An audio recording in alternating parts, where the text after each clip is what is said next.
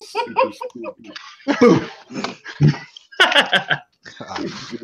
thing you missed that one. Ho, ho, ho. Ho, ho. Oh, what? We're not Christmas here. We found the drinking word. Yeah.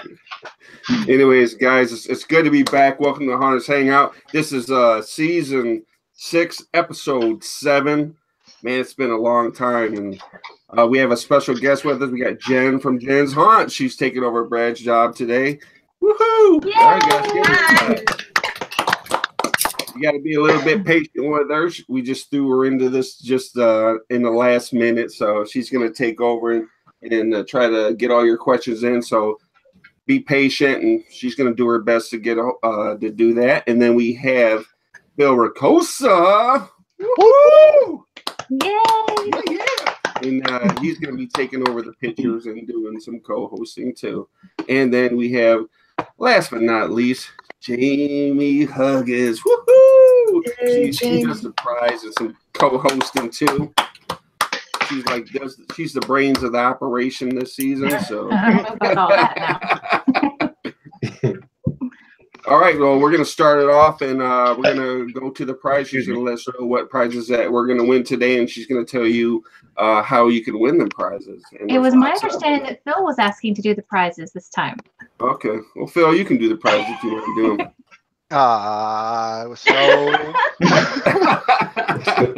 I'm just kidding. Okay. Okay, tonight we have some really awesome prizes. So for starters, you can win this really awesome pig mask from Face Factory FX. Woohoo! And then from Fright Props, they're giving away the Perfect Storm, which is a sound-activated device that allows you to control the on and off flashing of lights when the thunder sounds from a CD. So that's very, very cool. All right. Honey, get on the pad. Go in there, fake name. What? Nothing. Next, we have Sinful Audio, and one lucky winner will receive one free SFX library.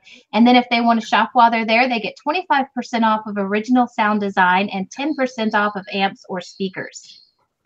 Very cool. And then, of course, we have ornaments. I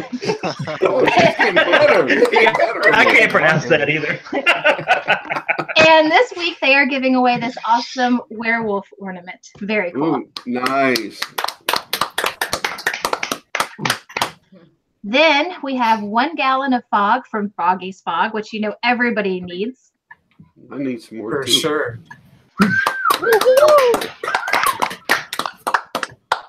And then from Haunt Labs, we have a Haunter hanging wall sign, and it will feature the state of whoever wins this tonight.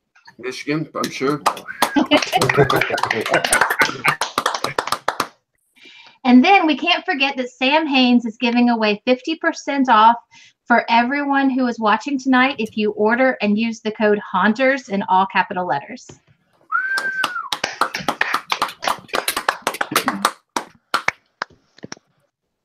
And then one lucky person can win a realistic looking skull from Nightmare Makers.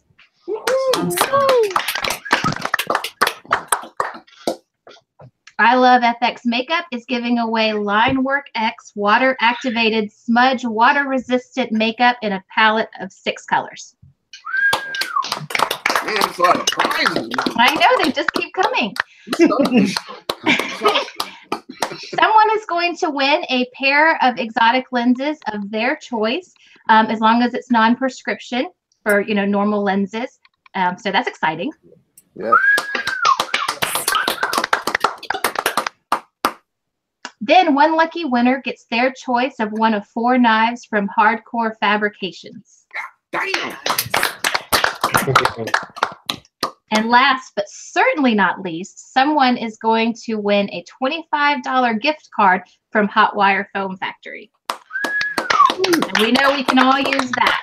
Good Lord. Oh, yeah. Nice gift. And that's it. And that's our show. That's it. That's like hey, that's like half the show's over right there. Thanks for watching. I Thanks think for I did a watching. pretty good job there, guys. All right, good night. See ya. I did my job. I was looking in the chat over on the side. I'm like, there's just enough prizes for everybody. You know what I'm saying? It's like, bam. So be sure you ask your questions. Every question you ask gets you entered for a chance to win. So. Right, and just make sure that you ask your questions on the feed that Jamie posted. If you share this post and people ask questions on a post that's shared, we are not going to see that. So make sure any questions you have for the guests are on the one that Jamie posted, please.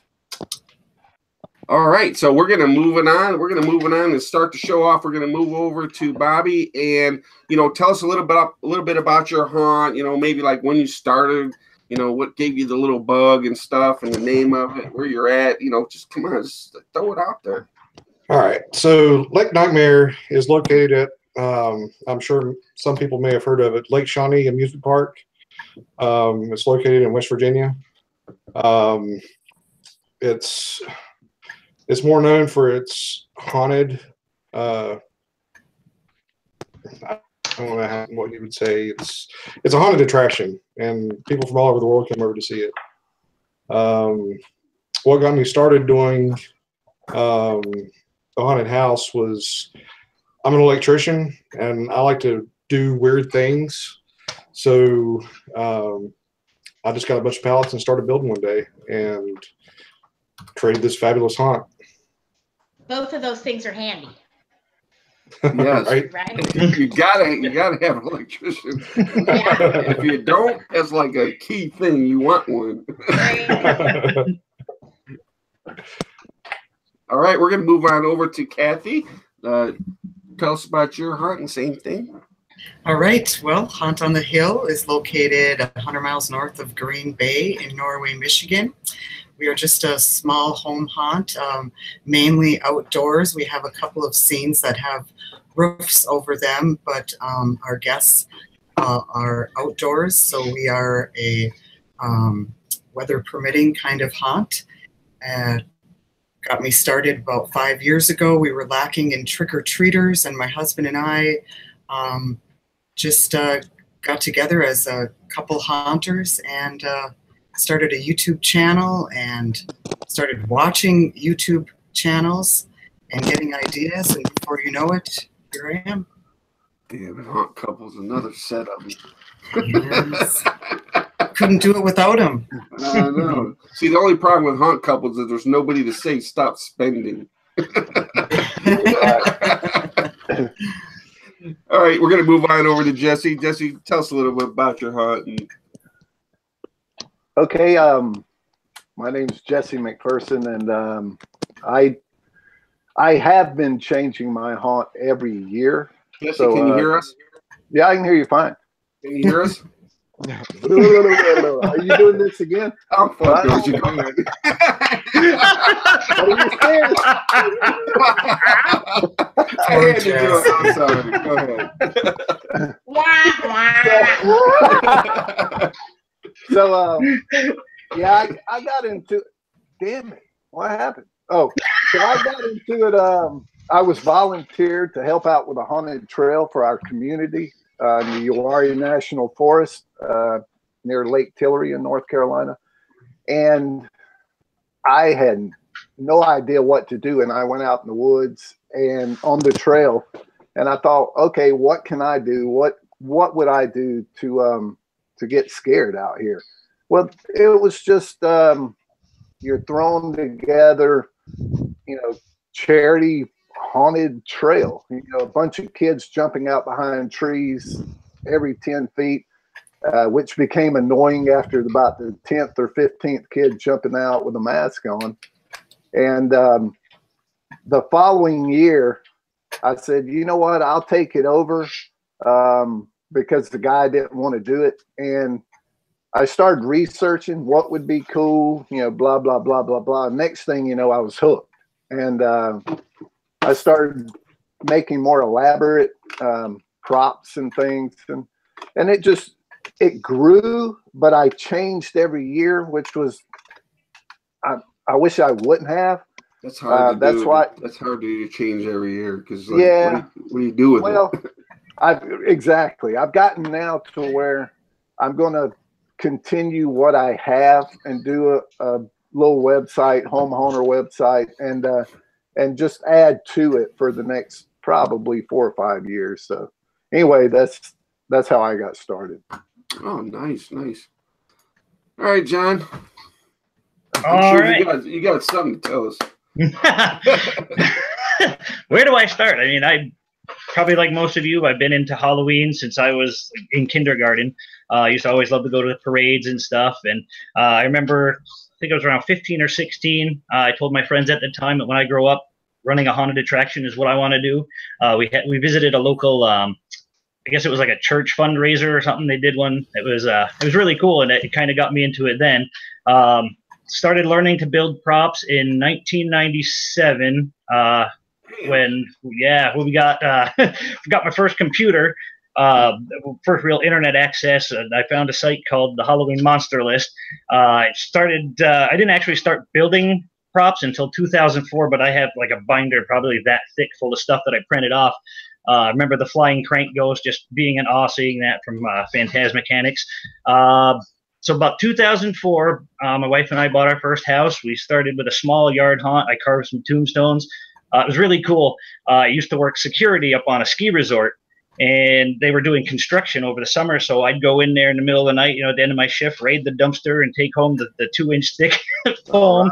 I carved up a whole cemetery that year and just kind of added to it every year until about 2012 when my brother came to me. His wife had a Girl Scout troop, and my niece was in it and stuff, and they wanted to do a haunted house, so they got us some donations, and we put together a haunted house in like a month.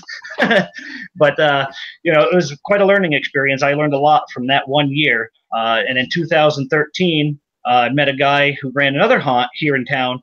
I'm in Vermont, by the way. And we teamed up and ran 2 haunts at the same time. We called it TerroRealm. And we ran that together for 3 years, I'm sorry. And we made it to #1 in Vermont on Fright Find 2 years in a row. 2016, it was at a cool place too called the Wilson Castle. If you look that up online, it's a really old, like 1800s mansion that they built up here. So 2016, I moved my haunt to what I thought was going to be a better location, and I ended up throwing my back out during teardown that year. So last year we just did a yard haunt right here in the front yard, and we're kind of on a busy road, so people would go by, and I can't. Other than scaring people, I can't think of a better feeling than when people are stopping and taking pictures. And I was in the newspaper. I don't know, it just feels good. But anyways, that was kind of a long-winded version. I go on all night if I put. I did forget to mention that most of the props and stuff inside my haunt were handmade. I don't know, like these guys are all handmade. Well, not these, but anyway, I did the sculpting, the painting of the walls. I did props, masks, and costumes. I did have some help. I didn't do it all by myself, but I want to keep this short. So, I mean, now that you bring that up, we'll move over to Bobby and Bob. Like, what is your like favorite thing to do? I mean, you like doing tombstones? Do you do the corpsing? What's your favorite thing to go to in your haunt? I don't think there's a specific area that is a favorite thing. Maybe lighting, sound, just the whole aspect of it. Just putting it all together and seeing people walk through it and saying, "Wow, this is amazing." If I remember right, Bobby, you love pallets, don't you? Yes. Yeah, I was gonna say I remember last time how many pallets you had. It was unbelievable.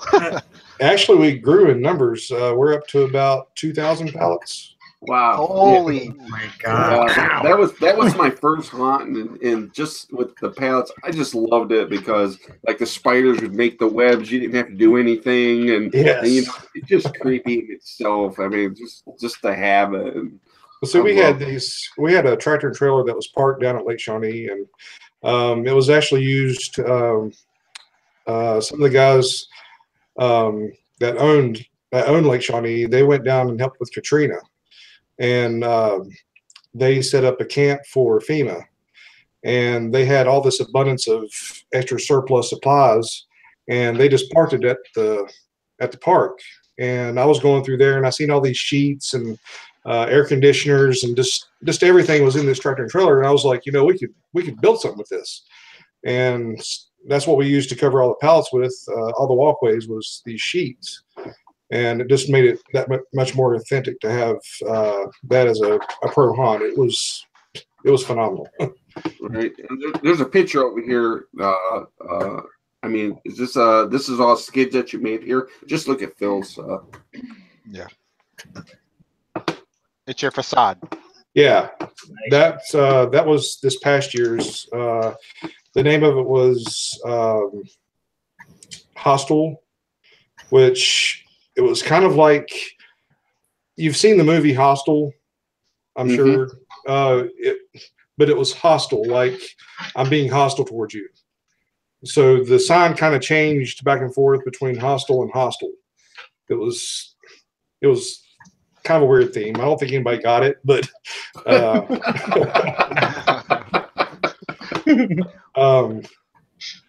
now the one before this was called The Experiment. And what we done with The Experiment was the entrance. We actually split people up without them knowing. And so 3 people went one way and 3 people went the other way. And then when they come out the other side, they were with 3 completely different people. And that got really weird reactions too. But Speaking of different scenes, how many different scenes did you have in your hunt? 40. Holy shit. Yeah, it was huge. It was a 45-minute walk, maybe. See, and that, you know what, and that's why skid hunts are so awesome, because you could just keep on you don't know when to stop. You don't have to stop, because you know. This picture right here is part of the first room. This was my character. He was a gas mask character, and the little guy, he was my nephew, and he came over one night and he wanted to help out. So I had that kid's gas mask, and I had a TV screen set up, and it would play this video of me on the screen saying this poem about wandering around the lake. And in between verses of the poem would be like static and stuff that would come over the surround sound in the room. And that would happen 3 times. And the 4th time it happened, I would jump out in the room and like strobe lights, fog filled the room. So it was a really good effect. And then this little guy, he was at the exit door. So when that door opened, then he would jump out at the door, and he loved that. It was great. Hey, Bobby, I've got a question from Anthony. He wants to know how you get people from all over to come to your haunt. It's really just the location. Lake Shawnee. Lake Shawnee has been on the Travel Channel, National Geographic, just all these TV networks come there, they filmed, and that's where we got our following from. Wow, that's cool. How long are you guys open? Every Friday and Saturday in October. That was from Tim, sorry. That's just for the haunt and our October event, but for the haunted tours, we're open all year long. Awesome. Cool.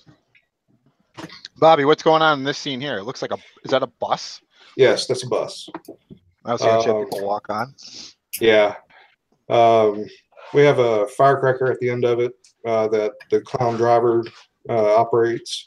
And then also there's a walkway beside the bus, and he hits them with the Ugelhorn blaster as they're walking by the bus.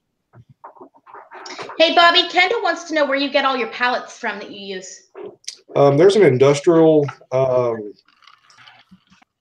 park that's about 30 minutes away, and we go there and just load up and take them to the park. We have about an acre that is dedicated just to pallets. All right.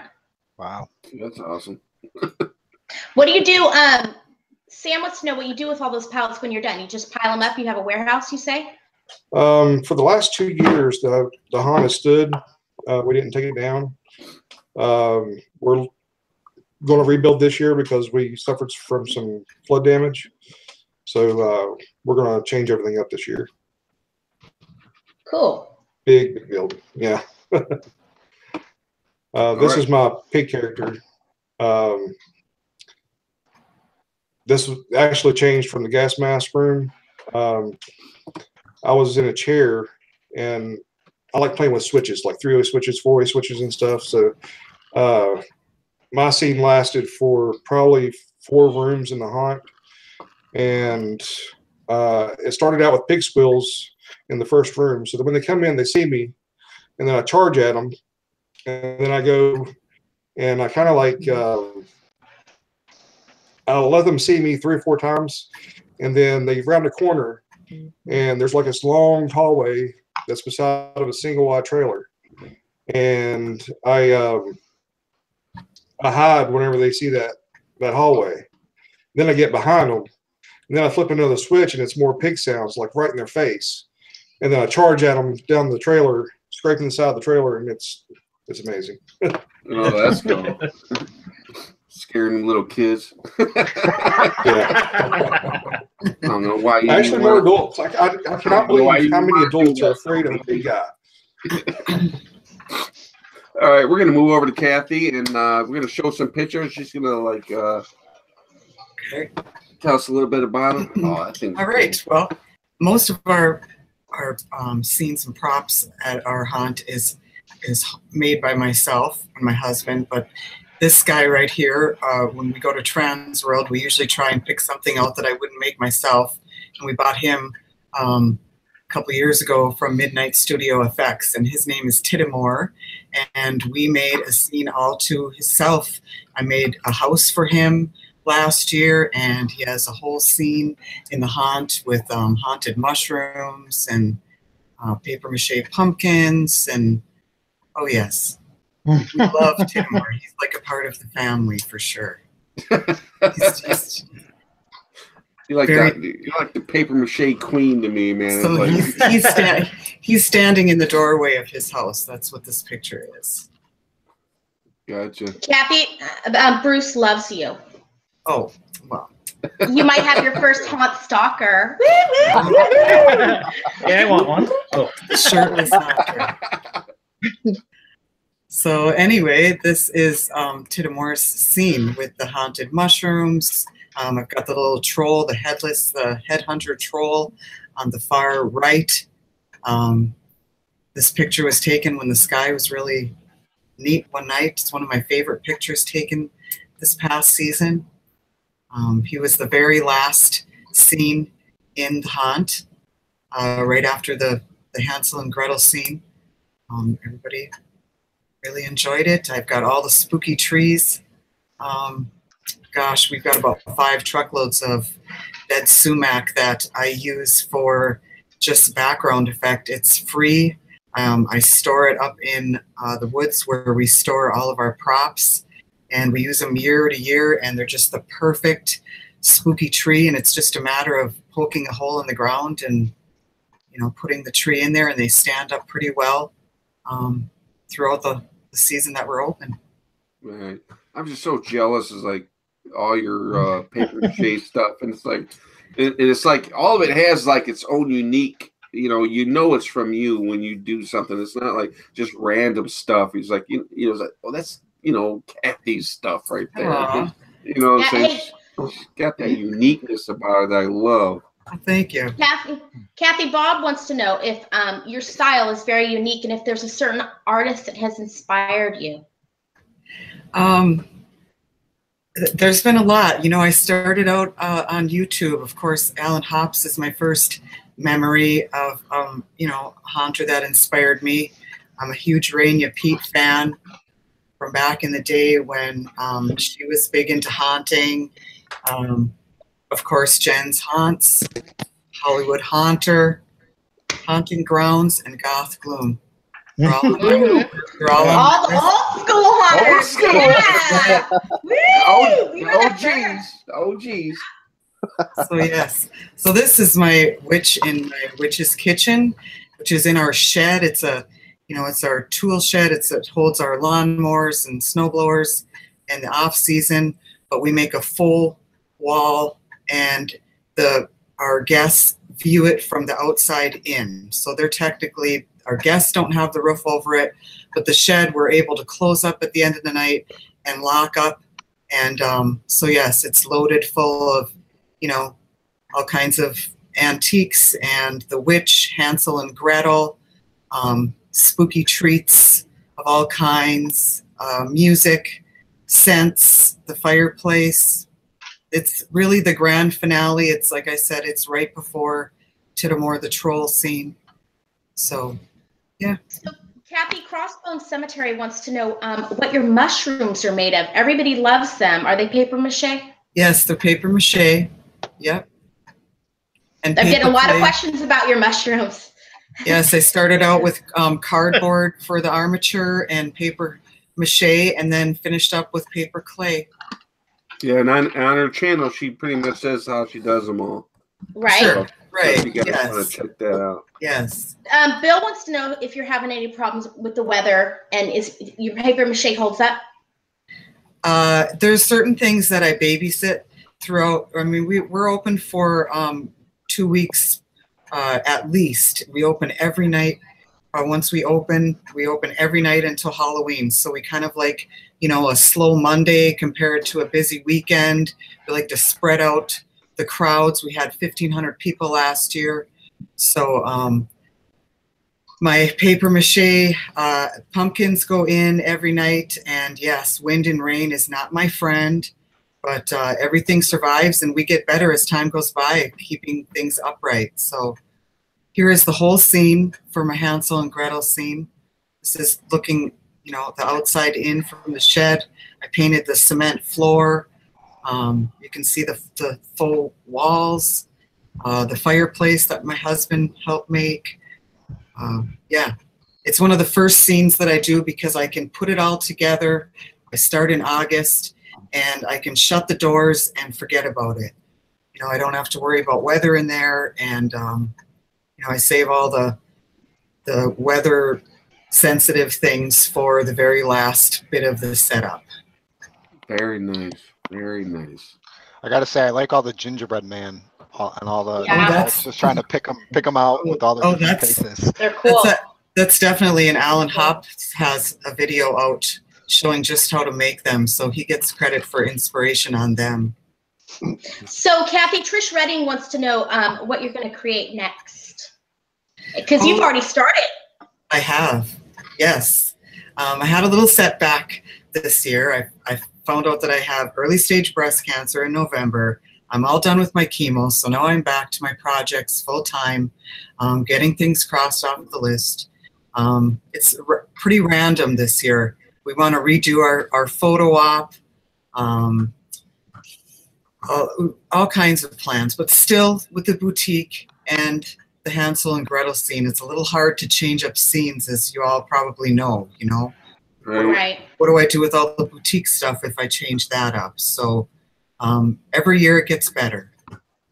So this picture here is we call her, and the boy next to him, they're jointed prop girl and boy.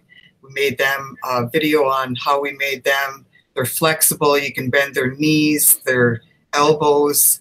Our neighbor had that bike at the end of his driveway out for garbage, and we took it and made use of it in the haunt. Both of the bikes actually were put out on the end of driveways, so I've always got my eye out. That's the way to do it. That's the way we most of us get our stuff. Right. Great. All right, we're gonna move on to Jesse and look at some of his pictures, and I got Phil on. Gotcha. Oh, pressure is hot. Look at this. Look at it. Oh man, look at that. Well, Jesse, how'd you make that face? Wait, which one? This one? Yeah, go ahead and lap it up. That's not fun. Yeah, so I mean, like everyone else, I was on a budget and was trying to create something that would be, I think there's a lot of that's on a budget. Yeah, big budget. I like your budget. No. So it was a lot of Craigslist foam that I found for really cheap, and I built my own hot knife. A lot of the tutorials off of Homer's Hangout, and built a giant hot knife and cut all those 6-inch pieces of foam into 3-inch, and got furring strips and Gorilla Glue. Made it. Anyway, so I try to do everything as cheap as I can, and occasionally I'll go buy like Midnight Studio Effects. There's just some things that I think are well worth getting. As I'm starting to stay to the same theme, which will be the castle and the cemetery, I'll just add rooms and catacombs and stuff like that. But I think it's well worth spending the money. Like I agree.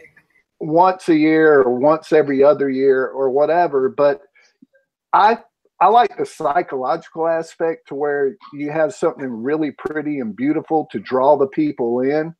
And then, it's kind of like a roller coaster ride. You got to let them build their own fear. And as they come in, just do it tactfully to where you can startle them to where they can't process what's going on, and let them calm back down for a little while. But anyway, I like curb appeal. And so that's why, and obviously blue lighting, but yeah, so I mean, I don't know, that was just a lot of foam that I had gotten. I made a lot of the tombstones, the crypt, the castle facade. And I mean, behind it is just like a 30-foot boat cover, aluminum boat cover that I had. If I would put something up like that in my yard, man, they'd freak out and die. They were just like, no one would ever leave. They were like selfies galore, dude. It was like a little pirate scene. I thought it was okay, but like the crowd just like, okay, you guys move on, just a little pirate scene. If I put a big castle up, shit. Well, I try to make it a fully submersible experience, with the sights, the sound, and all that. Just to, everyone knows it's not real, but once they get to it, I want them to feel like it's as real as possible, if that makes sense. All right. Oh, yeah. So here's the front gates. Do you walk into the castle? Yeah, actually, I didn't have time to finish the fence all the way around the cemetery, and those columns that you see right there, they weren't even painted. That was just a green 1/2-inch Lowe's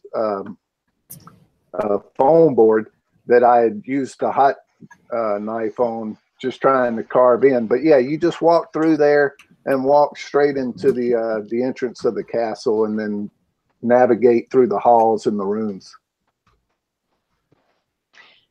Well, Sean Boswell asked a question. If she doesn't mind, I throw some of these out to you. No, that's fine. They want to know, what audio do you use in your haunt, since it's a castle theme? Oh, good Lord. Well, because I had a lot of thunder and lightning, big speakers out there in the columns as you come through. That was going with the Perfect Storm machine. And as you go inside, you have different sounds for whatever rooms you're in. If it's a werewolf, then you're going to have werewolf sounds, whatever is in there. But the overall tone of the castle was, because I just got a new set of bagpipes, and I had Midnight Studios Effects build me my skeleton guy back here. So I was bagpiping while I was wearing this costume behind me. And so bagpipes were actually the overtone because they were so loud. But yeah, just it depended on the room. Cool. Sorry. Hey, Jesse, Courtney wants to know, how long it takes to set up your build? Do you leave your haunt up or you take it down? No, it it depends. Normally, He's like, he's like a long fucking time. No, I want to apologize right now because there is no damn short answer with me. It's like, no, and it's really a lot of nothing. Good or not on holy, what the hell? Yeah. Normally, like in the past, I would start Labor Day because I do it all myself. I would start Labor Day, and then I would be open for the weekend of Halloween, and then I'd start tearing it down after that. So that's how most of us are, brother, right there. Yeah. Right. I mean, it's just a passion, the love of it. Hey, we're cussing the whole time, and then as soon as you scare one little child and they like crumble to the ground, you're like, this is way worth it. This is why. Hell yeah. Right on. Hey, so Jesse, Joe, considering we're looking at that picture, he would like to know how many tombstones you currently have. Did you make all those?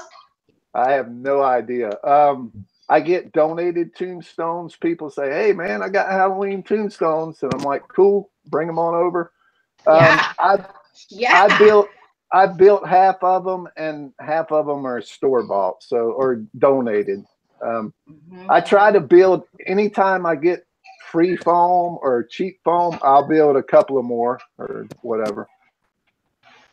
Jared wants to know if you have any actors, or is it just like a static prop kind of a thing? I have animatronics. I have video effects. I do have a core group of friends that help, and it's normally like 5 or 6 people, and so I mean you have to have that organic effect. So yeah, I got a few people, so, like 5 people. I love this picture that he has up right there. Is that a skeleton falling in the well in that picture? Oh no, was that in there? That was like early on. Yeah, I love this picture. I actually covered the well up after I got it all built. So. But yeah, I just stuck him. I used the top half in the crypt, or the whatever you call that, the little thing there. So you're my beloved. I was going to say that skeleton doesn't look too happy popping out of there. What'd you do wrong? Right. So the bottom half of the skeleton, I just stuck in the whale over there. So. Hey Jesse. What? Sorry, Gregory just wanted to know, it looks huge. How many square foot is it? Like, is that like an acre with a haunted house? Or? No, it's Yeah, I said huge, Diablo. We can grow up a little bit. Good Lord, if I say wood, what would happen? A little differentiation of what you're talking about that is huge might have been helpful. I know. Hey, I'm just laughing that like all the words stack on top of each other. Huge, humongous, wood. You know what I'm saying? It was about 40 foot by 30 foot, so it wasn't that big. But I like keeping my hallways tight and my rooms small. So whatever, shut the hell up. No, you're doing great. All right, we're gonna move over to John. And John, we're gonna look at the pictures, and I'm gonna keep talking here until Phil puts oh boy! Up. All right, I see what do we have here. All right, so this one is a new room. So in 2016, I moved my haunt to a different location, and like a dumbass, I decided I'm going to try to build a second haunted attraction by myself, which didn't work out so good. But this was one of the rooms that did come out really good, and it was I called it Doll's Girls Room because it was just the how do I explain it? But anyways, the actress that was in there was, supposedly obsessed with dolls, and so I didn't have them up at this point, but there were dolls hanging from the ceiling, and she had like a half doll face kind of makeup on, and we hid some creepy like music box, old school music box music. I was playing on an iPod from under the bed there. It's pretty much all I got on this one. he's like, that's it, man. That's all I got. That's all I got on that picture. Oh Rob, yes, Rob this. Rob would like to know how. Oh, sorry. Go ahead. Sorry. I had a question. I'm sorry. In regards to that picture, Rob would like to know how you distressed the wall behind the crib. Well, I take. I think that one was brown, and I think I went over it again with green. But anyways, I took like a nasty green oops paint and filled it. It was probably like 3/4 water to 1/4 paint, maybe even a little runnier than that. And I just get up on top of a ladder, dip the paintbrush in, and hit it along the top of the wall and let it run down. And just do it layer after layer after layer, and it'll start to build that up. All right.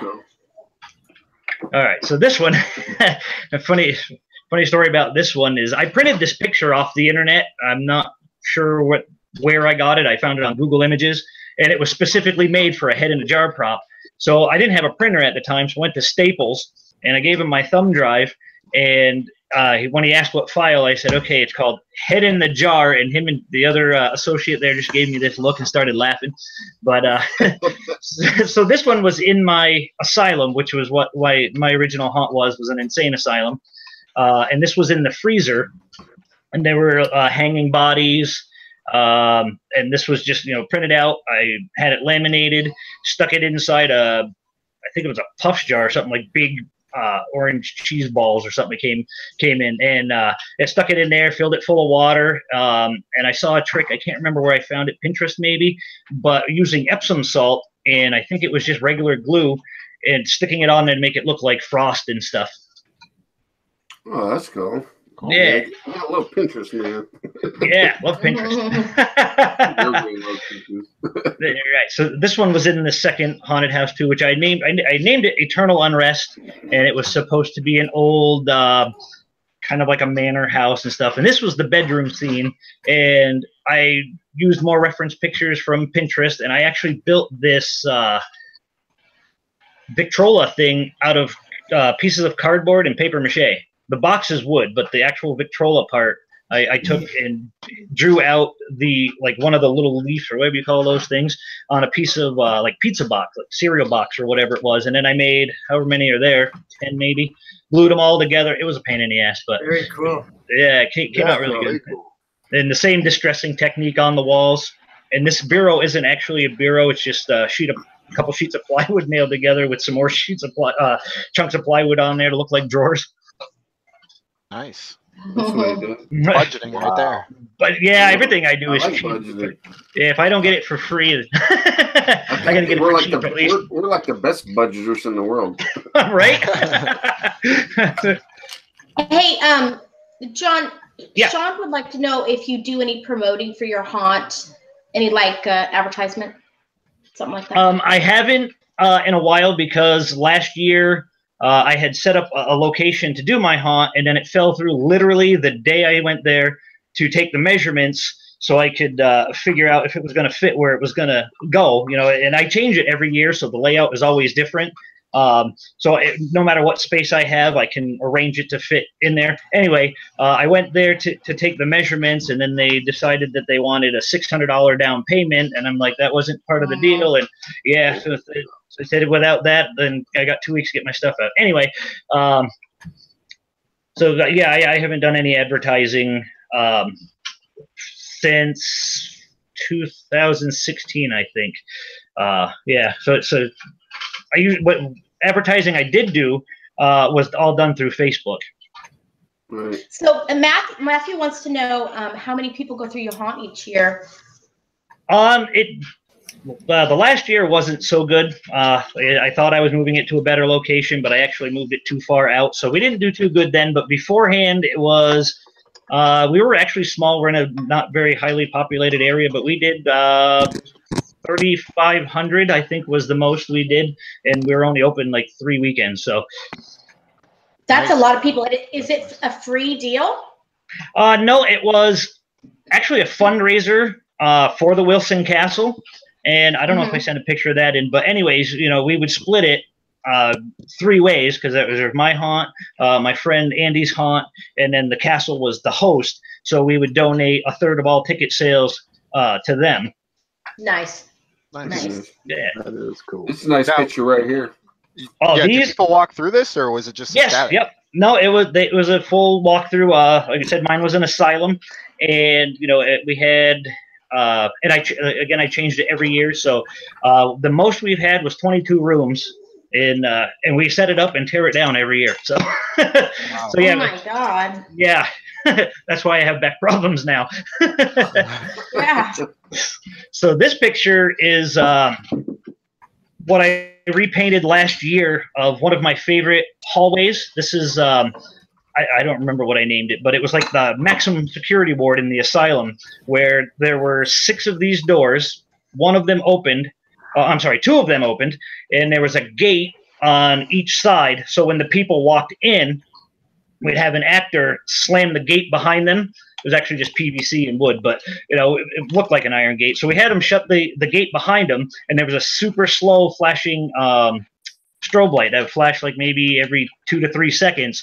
But there was also another dim light, so you couldn't really see good when the light flashed at you. So that created an opportunity at the gate for at the end, where there'd be 1 second where there's nobody there, then the light would flash, and then you would see them, and then it would go off, and we'd come back on, they were gone again. And then we'd have somebody pop out of one of these doors. And this is my favorite hallway because nobody would want to go down it. They'd stand at the end, and they'd be like, hell no. They know something's going on. Yeah, right?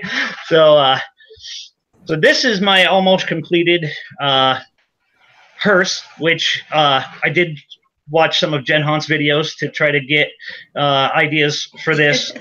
Yes, I did. Yeah. It's coming up all over the screen. Yeah. Mine's not as good, but so yeah, this was back last year. I was back doing a home haunt, and I did a cemetery with a mausoleum scene. And this was an in progress pic of the hearse being done. I got some LED candles on the sides. Let's see, this guy, his eyes would light up red. I took the easy way out. I just bought a Home Depot skeleton and threw a tux on him from the thrift store. Yeah, there was a coffin in the back, but 2 days before Halloween, a big windstorm came through and just tore down my whole display. So nobody ended up coming through, which kind of stunk because I was hoping they'd get close to see the coffins and stuff in there. But so, John, Dave wants to know how long it takes to tear down. Tear down is, well, it's usually really cold up here, so nobody wants to help. But if I have 2 or 3 people, it'll go down in about a week. But if I have to do it mainly by myself or with one other person, it could take 2 to 3 weeks. Damn! Yeah. Hard. Yeah. Well, it takes 2 months to set it up, so. Hey, Diablo, I said hard. Did you miss that? No. I was lucky to get it down. No, I felt it. You must have been distracted. John, I was going to say that's pretty good because I was lucky to get it down by Thanksgiving for me. I was pushing it. well, my home haunt was real easy to take down last year because the windstorm came and took it down for me. That's funny. All right, we're gonna move over to Bobby, but before we move on to the pictures, what was you laughing about?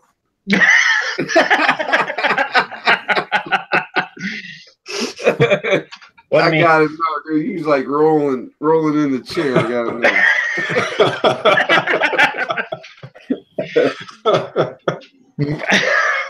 it. Side joke. He's not gonna tell us. I do. Fine, whatever.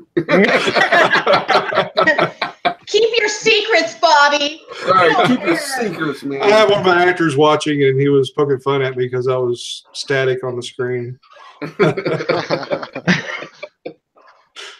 Yeah, nobody looks at me when I'm static. It comes a little different when you're not in character, man. Right. Like a shy little puppy until you put the mask on, and then you're like killing people. All right, We're gonna move on to some more pictures. I'm waiting for Phil. All right. Oh well, you said you were going to. There you go. Phil's that fault. private Blame it on the relationship, Phil. It's always Phil's fault. Blame it on Phil. This is our actors. We got Clown Bun down here. She's one of our really loud screamers. Did you really just say screamer? Loud screamer. Sorry, I'm thinking it's that type of shit. I didn't say nothing. Oh my word. Delete it up already. Oh my gosh. Let the man talk. All right. But this was actually the only group picture that I could get. Everybody else was too shy to take a picture. So this is everybody that I can get in the picture. I seen some of the questions that were asking how many actors we had, and on a good night we had 25. On a bad night we were lucky to get 8 or 9, which is really hard in such a big hunt. So I'm thinking maybe we're going to downsize this year, just for that reason. Downsizing. Is that an electric fence or? It could be.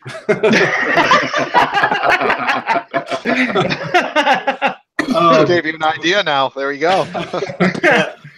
These two guys actually surprised me. They came in, they wanted to volunteer one night, and I put them inside the cage. And the cage, it was this big area.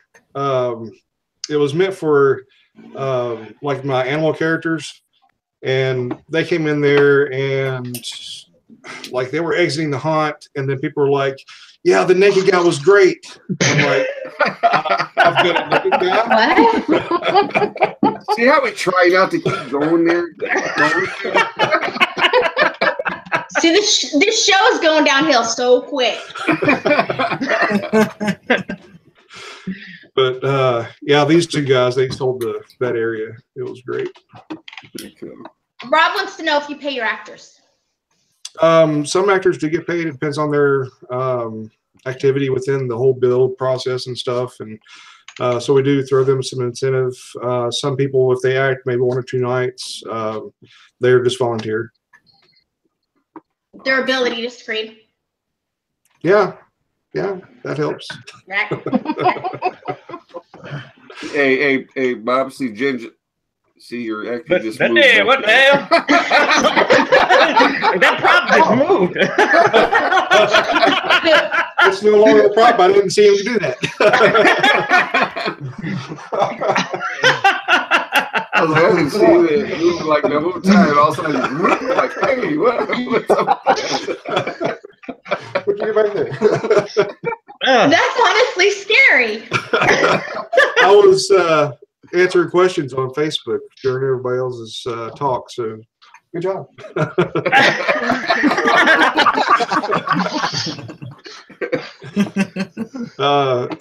This is Clown Bun again.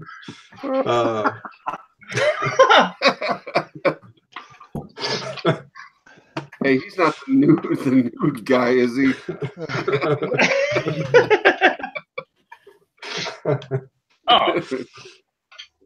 This was the butcher area. Yeah, this guy, he was an original character. He was a roamer. Went through the maze, the butcher area. Just he was pretty over top too. He would go like he would climb pallets. You never knew we were. He was on top of the trailer. Phenomenal actor.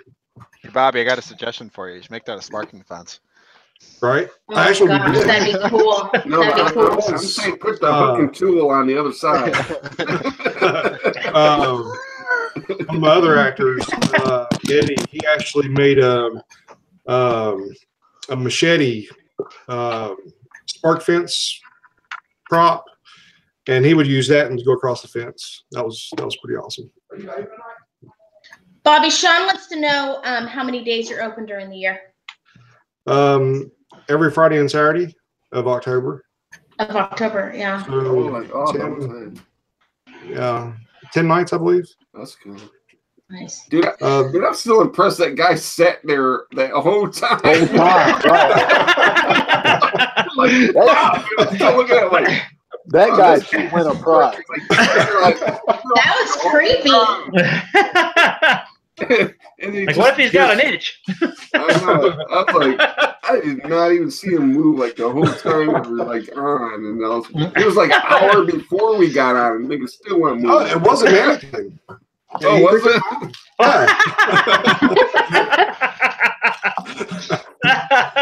That's some serious dedication right here. This is our tilted hallway. I like that. Was there any other pictures to show the depth of that? I mean, the hallway was tilted about 30 degrees, and it made you physically like push yourself against the wall so you can climb. You like had to hand walk the wall, and you can probably see up here next to the hand. There's like this open area, and it was chain link fence. And so I had an actor on the opposite side of the wall, and they would interact with the people as they were struggling trying to get past this tilted wall. I mean, it looks pretty effective just looking at this kid's face. It's like in the light, it is daytime, so. Yeah, he didn't want to do that at all. How long did that take you to make? It was about maybe a half-day build. Oh, really? There must have been a lot of trial and error on that. Hey, how do you build the other side where you get a bunch of people leaning on that without it like coming down? It's actually pallets as well, and we just braced it up really good. Yeah, it's nice. All pallets. Huh. I put a. So Eddie wanted to ask you: is there an age limit to your haunt, or do your actors are they just cool if they see a little kid coming? They sign a waiver when they come in. So the little kids are fair game? Yeah. It's the waiver. It's the waiver. Might need counseling, might not. I mean, we've had like parents come in there holding their young. I mean, it's crazy. Like, you've got to go through tunnels and stuff. You don't want to be holding your kid. No, right. It's okay. It's okay. They'll be all right. But by the end of it, they're crying. But what do you do? Give them a look. Right. You ruin it for the whole group, or do you just let it fly? Right. Well, that brings up a good question that Melissa asked. Do you have alternative ways around the different obstacles, or once you're in, you've got to go all the way through? It depends on, like, if they have a disability or something, and they really want to go through the haunt. Now, all throughout the haunt, I have emergency exits just because it's smart to, in case something goes wrong, people can get out of the haunt. So, like, every 2 scenes, we have an emergency exit door that people can get out pretty fast. So we do route people around if we have to. But do you have scares for them when they try to get out? Yeah. Do you chase the cripples down the street? Yeah. That's what I didn't want to say it, but that's what I'm asking. Okay. Don't answer that question. Right. Now, I didn't want to say it. That's what I'm asking. Are you still getting them though? Come on. Well, what I've done, we only had like 2 or 3 people that couldn't go through the tunnels and stuff, but we would, I would actually take them to points to where they can see their friends getting scared. So they were still getting entertained. Right. So Chris has a question. Do you guys do fire drills and all that? No, but we do have like a. You make sure they can all run. Right. So, good. We did have a scary moment 2 years ago. There was we had a clown on the bus, and as the group was coming through, the clown was like, I can't remember where he was. No, the guy that got on the bus, he was like, "So where's this bus going?" And I can't remember what led up to it, but the customer had showed the bus driver, the clown, his gun that he had on his side. Uh-oh. So, yeah, that brought a whole different level to everything. And I didn't hear about it until after that group had done left, and we had to pull an emergency meeting together and take care of that situation. It was really terrifying for everybody. Yeah, that's not cool. Gotcha. All right, well, we're going to move over to Cathy and see some more of her picks. And Phil, what you there you go. He's right on point, man. All right. You guys rehearsed this. This is one of the walls of our boutique, which is on our deck. Technically, it has a roof over the top, but the sides are open.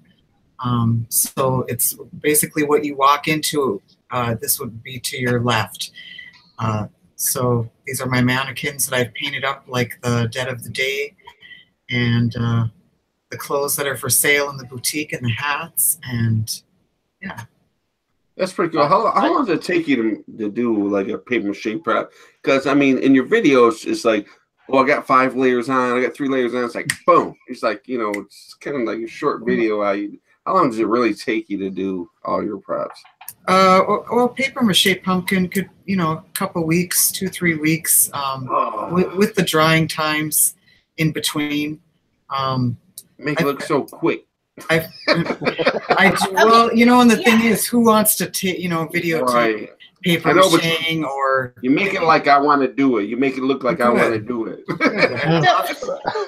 That's quite the compliment.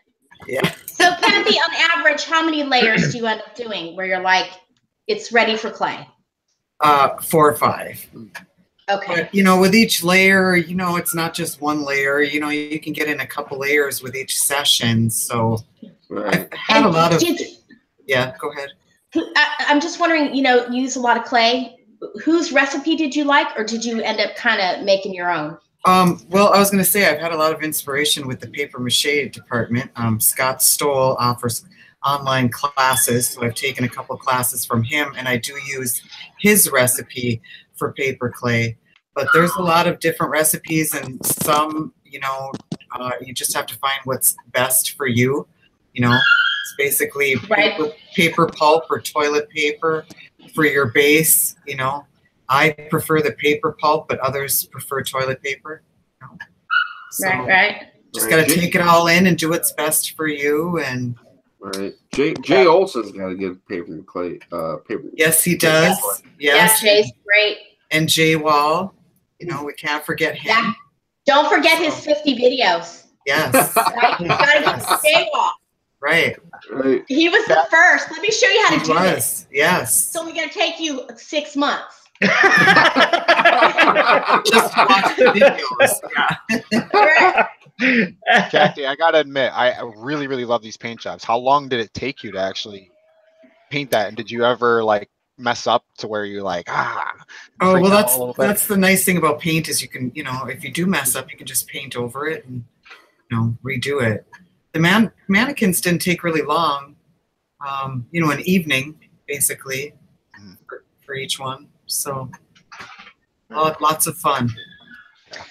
Jenna Doctor would like to know how you decide on your theme and what displays you want every year. We have kind of an eclectic haunt. We don't have a theme, but everything does seem to flow together. So, yeah, there's no storyline. You just start in the front and work your way to the backyard. And, yeah, for some reason, it just kind of goes together. I love these guys, man. They're awesome. Yeah, this is my moon family. Got moon lady, moon man, and little moon girl. They hang out in the boutique, and I made the hands were part of taking that class from Scott Stoll and learning how to make hands. Got a set of hands going right now. They're not my favorite to do, but they are so well worth it when you're all done. Right. I mean, your stuff is so cool. I love all your stuff. Thanks. Crossbones would like to know, how do you sleep at night with your ideas constantly spinning in your head? I think the best thing to do is make a list. You know, get them get them on paper and start crossing things off. So yeah, I should probably do that. This is my Pippa and Peppa scene. That's the name of the two ladies hanging the clothes on the line. I have a clothesline here that our first couple years we had nothing on it, and I was always worried about somebody, running into them. Just wanted to make it part of the haunt scene, so I was inspired by the American Horror Story and made Peppa the first year and Pippa the second year. And yeah, they're just out there hanging clothes on the line. You come around the corner and this is what you see. Very cool. I love that. This is another scene in the haunt. It's a campfire scene with the Girl Scout and Boy Scout. We have fog in there, and it's scented like with campfire, the little picnic basket, and the campfire itself. I will admit, we've got Frankenstein in the background, which doesn't mix so well. That is something that we're working on new for this year, is a werewolf instead of Frankenstein. But we made the moon last minute. I was inspired by Scott Stoll. He did a Home Depot display last year where he made a huge moon.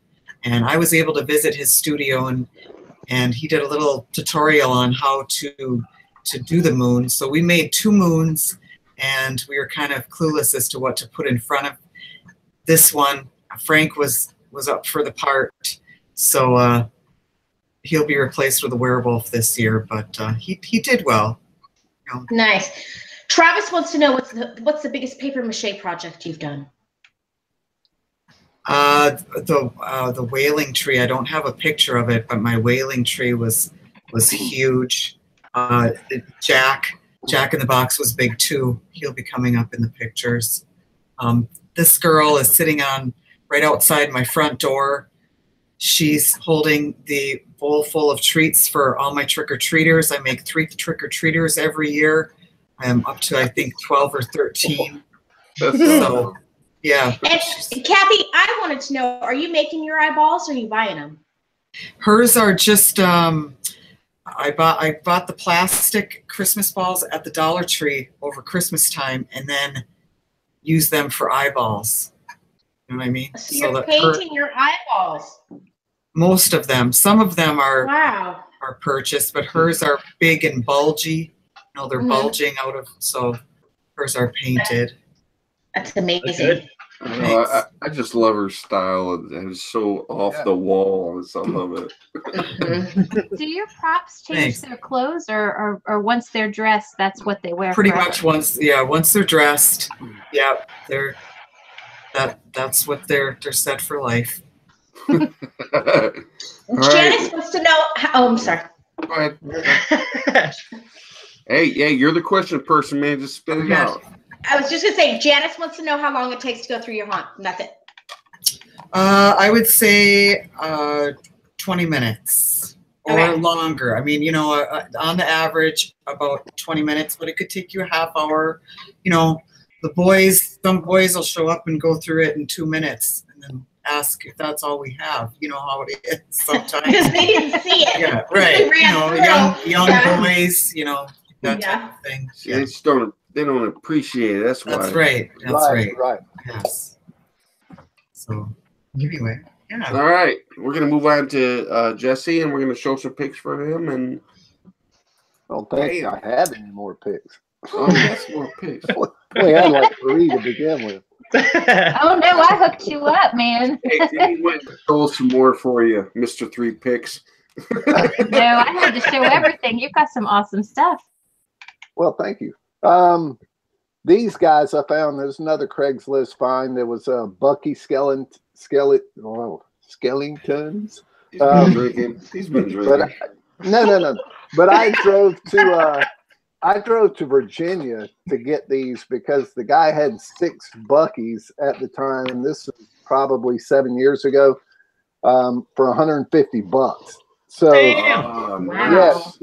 So I ran up there and got them and was all excited and stuff. But honestly, those are some heavy ass skeletons.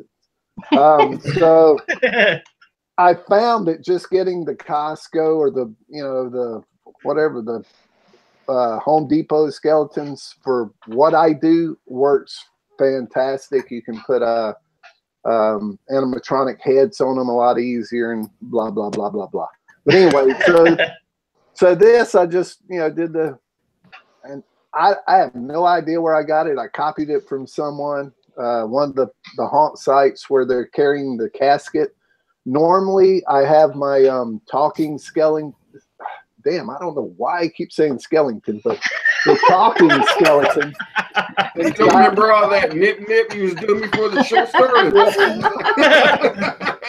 Were you singing Christmas carols earlier?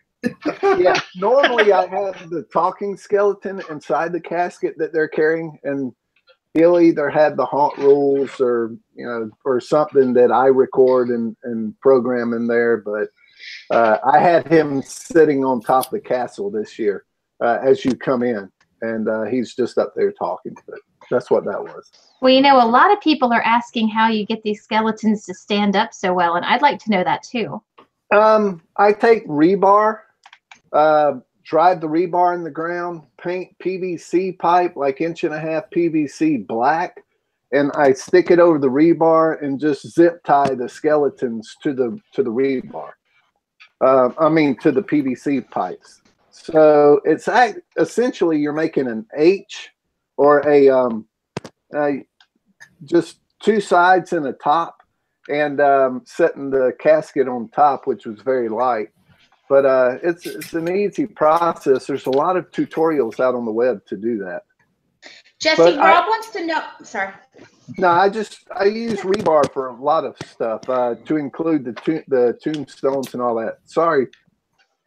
That's okay. I'm trying to throw them out there at you. I'm sorry. Hey, that's your job. That's your job, man. Throw them out there. Interrupt people. I hate to be rude, but I'm going to have to interrupt you if you continue to talk. Right. Rob would like to know how you bent your spine on your skeleton. How do I do what? How do you get your skeletons to bend? They're skeletons. Yeah.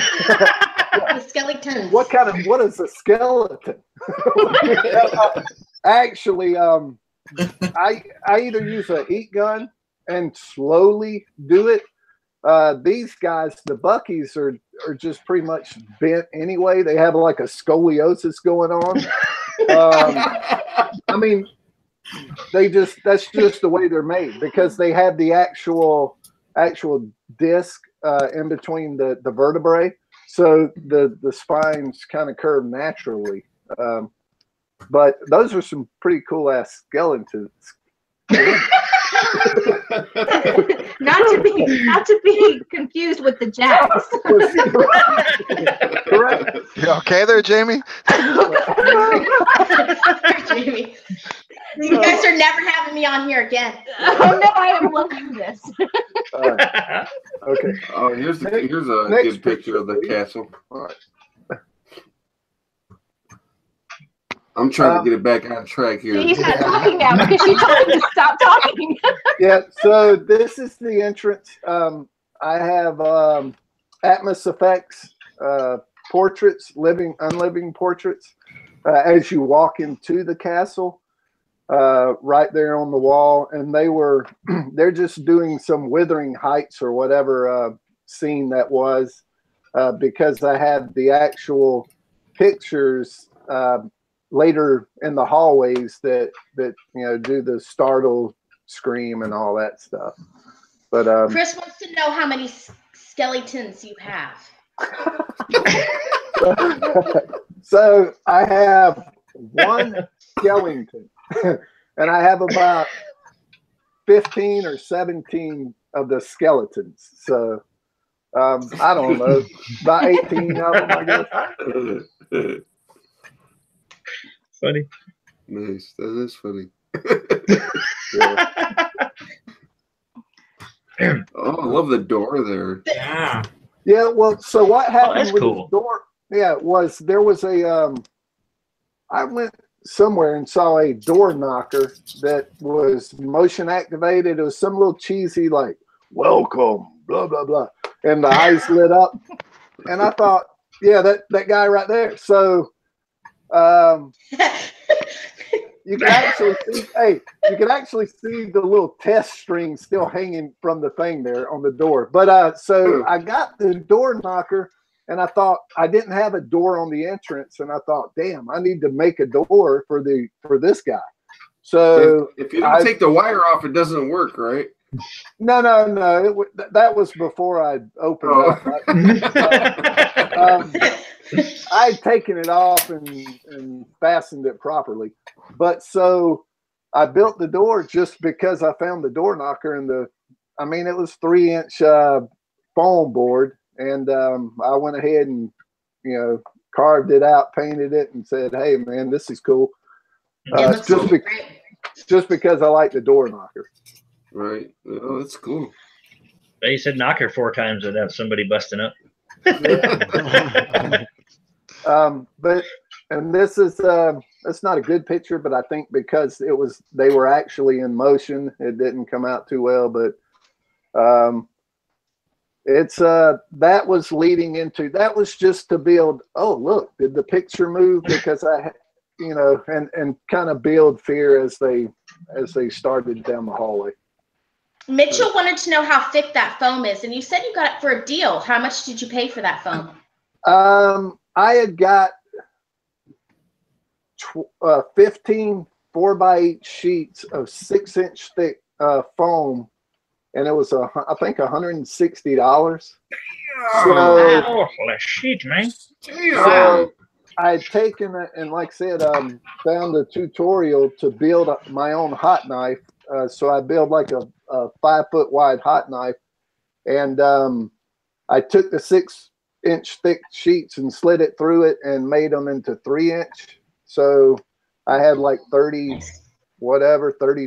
of the 3-inch. But that's why you got a castle. Yeah. Exactly. Did you find that at a construction site, or where'd you find that foam? Craigslist. Oh, wow. Yeah, that's amazing. I know.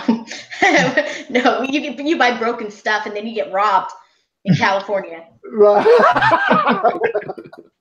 Now this some farmer guy. He came up with a horse trailer and had them all in his horse trailer. And I asked him if he had any more. He said he had 10 more sheets. And at the time I was like, man, I don't want to spend another $100 or $70. But I wish, retrospect, I wish I would have got them all. Yeah, I wish you would have too. It's like $100 for like 3 of them. Yeah. Yeah. Well, yeah. If I spent too much, go ahead. Chris wants to know how long it took you to paint it all. Painting took a while because, just like everybody knows, layer. Right.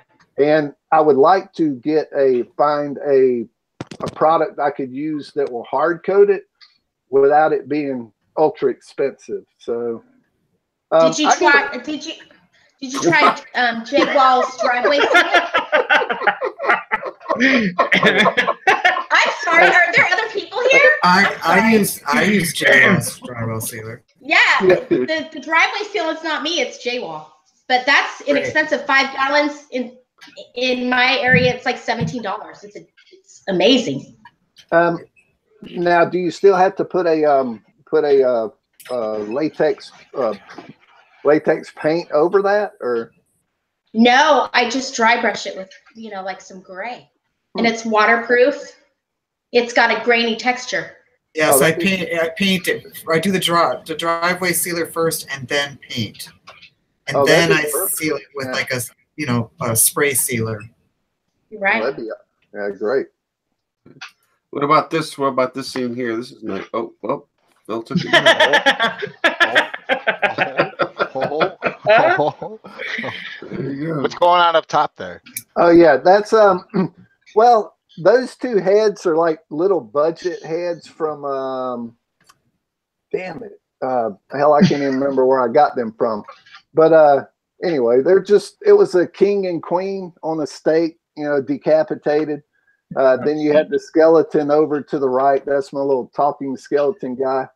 That was a Fright Props talking 2-axis skull that I put on a cheap skeleton. And so I program him to kind of give the haunt rules, you know, or again, make my own or a pre-recorded rule, depending on what year I use them, what I'm doing. But yeah, it was just something, the gory stuff was kind of up high. So the little children, when they walked through, they didn't really, you know, notice it.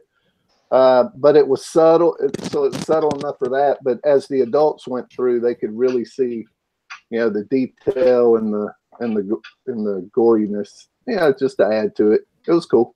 Goriness. It wasn't as artistic as Cathy's stuff, which I really dig. But it was that's what was going on up there. Very cool. Sam would like to know if you use the LED lights. Some. I would like to go to all LED because, like a lot of people have discovered throughout their haunting career, once you start using a bunch of lighting and everything, about time you go to open, you throw the switch and everything just shuts down. And Yeah. so I've gone to getting more LED, and you know, yes and no. I use half and half probably. Awesome. I'm going to be quiet now. Thank you. Sure. Whatever, man. I'm fired. I can see it. I'm fired. She's on fire. We're gonna move over to John and. All right. Oh, I gotta click on the thing here. Yeah, you gotta click on me. Yeah, there we go. Now I can see what you're looking at. I was looking at Diablo there for a minute. I was like, how do I describe this? Okay, so anyway.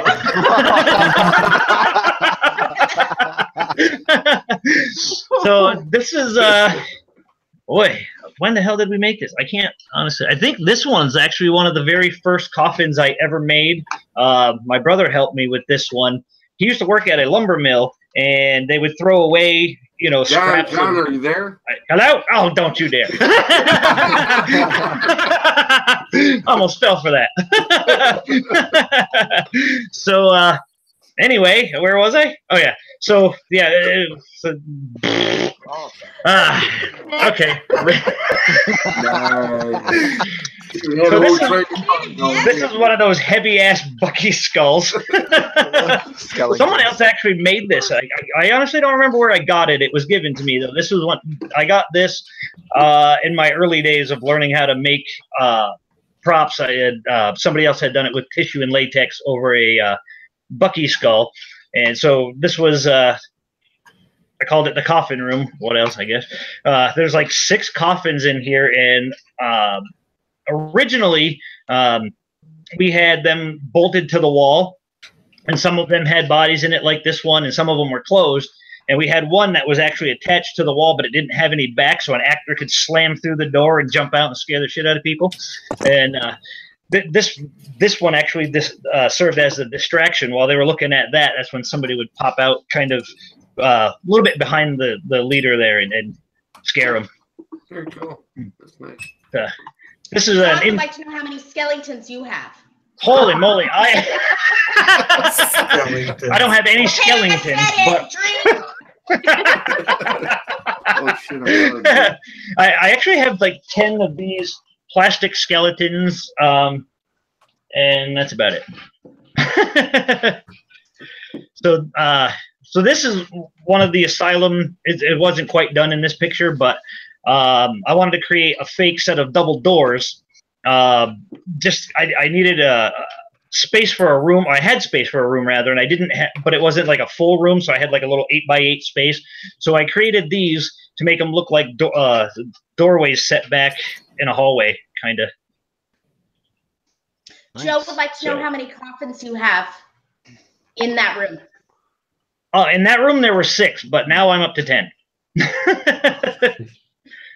Nice. Oh, these things. Yeah, these are actually milk jug skulls. I remember, I think it was Haunt Forum or something like that. Somebody had posted the very first videos on how to make milk jug skulls, and then everybody kind of took it from there. So this was my version. I actually did a YouTube video on how I made these skulls. I did the milk jug skulls first, and then I did the burlap, separate video on how I did the burlap. And they're just screwed to some tree branches that I found in my backyard. I saw that video where you were painting them. That was nice that you did a tutorial on that. Yeah, I probably should have used an airbrush for them, but I was trying to make it so anybody could do it. So I was using just Walmart paints and water and stuff. And so when I did those tutorials, I wanted to make sure that anybody could do it. You didn't have to go to like Bitty Mold Supply and buy certain stuff or buy an airbrush and things like that. So, right. So this mask was actually an experiment, and we used it 1 year in that doll girl room. Basically, that is, I don't know if I have some, it's cotton batting. I made a form and just cotton and latex, built that up to look like that. The teeth are fake fingernails. Having a moment. So always having a moment. I love too much hard mask. root beer. I don't know. I'm sorry, what's that? This thing is super creepy. I Yeah, love it. I really like this. Yeah. Thanks. I like the idea of the fake fingernails as teeth, though, too. That's really cool. Right. Yeah, one of them since fell out because the actor that was wearing it was kind of high energy, and so I don't know exactly how they knocked the tooth out, but one of the teeth came out. But that's right. It's still, I think it looks good with less teeth. Yeah. Oh yeah, so this is last year. More milk jug skulls. I have literally bags of these things down in my basement because I just went on a spree making these things. A lot of it was a learning process, but actually this, I don't know if you can see it because it's dark, but this one skull back there is one of the milk jug skulls. But Do you like milk? Actually, I don't. I do like milk. I keep saying milk jug skulls, but they're actually like water. Hold on 1 second. Water jug skulls. Drink a lot of yeah, okay. yeah, water jugs. So yes, I was gonna. What? I didn't do it. That's silly. So I forgot what the hell did I make? Oh, I was gonna do monster mud on these, but I ended up just doing old hospital sheets dipped in watered down paint to darken them up because they were bright white, and draped them over a form I made out of wood and pool noodles. That's good. Travis wants to know if your haunt's a walkthrough. It was. This one that we're looking at now was a walkthrough, and I think this year, if I'm able to, I want to make my yard haunt a little bit more of a walkthrough. Yeah, I have mausoleum set up, and I want the trick-or-treaters to walk through the cemetery and then into the mausoleum, and we're gonna scare them and then give them candy. And are you gonna chase the cripples too, or you'll let them out the side door? Well, everybody's fair game. Are you gonna chase the crips? Yeah. So. Oh shit. What? Oh, this is nice here. That's a cool. Yeah. How did you make those doors, man? What did you use for all that? What is it? Distressing and everything? Holy. Yeah, this was actually like the third repaint of these doors, and all that is I just took some newspaper and I ripped it and used it kind of as a template and sprayed some orange on there, and then I did a base coat of orange wherever you see the rust, and then I went over it with like a reddish wood stain. I think it was red mahogany, but I'm not really sure. But it really gives it like a reddish, rusty kind of look. And I also used, oh boy, Bart. I think it's Bart Butler. He did a tutorial on YouTube. Yeah, where they did with the wood shavings. Yeah. So yeah, I mean, tonight. Yeah. So yeah, I had a lot of wood shavings from cutting all this wood, so I just threw that in there, and that's how we made the rust. I actually did a tutorial on those sconces that are on the side there too. Oh, you made those? Yeah, I made those actually out of, I don't have one here, but my mom drinks a lot of coffee, so she'll bring me over her empty Folgers cans, and I'll use those and some plastic stuff that I got from the dollar store. And yeah, I have a... I'm assuming that these tutorials that you're talking about, we can find them all at huntershangout.org. Yes? Some of them are actually. A couple of them are. I don't know which ones. I did submit some to there, so yeah. Just checking. They all should be submitted there. Come on. Shameless plugs. Yeah. But good. Connor's Hangout. What is that now? No. Fired. Yeah. You will never be on again. I'm gonna Stop talking. Fired. Hey, on that note, we're moving over to Bob, you bastard.